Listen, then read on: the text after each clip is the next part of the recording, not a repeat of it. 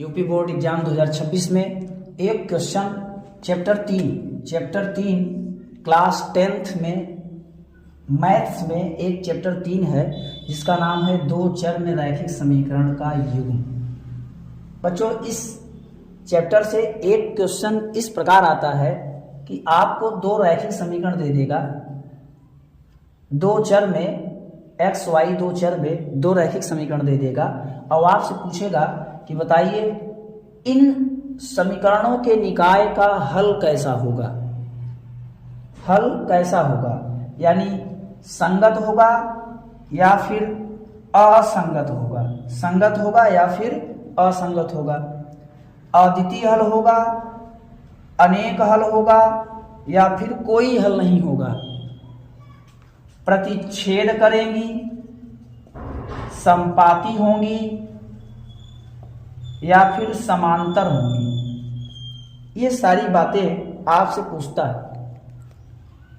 दो चर में रैखिक समीकरणों का युग्म दे करके, ऐसे दो समीकरण दे करके आपसे पूछेगा बताइए इन रैखिक समीकरणों के निकाय का हल कैसा होगा, यानी संगत होगा, असंगत होगा, अद्वितीय हल होगा, अनेक हल होगा, कोई हल नहीं होगा, या फिर रेखाएं प्रतिच्छेद करेंगी या फिर रेखाएं संपाती होंगी या फिर रेखाएं समांतर होंगी। कैसी होंगी, कैसे जानोगे?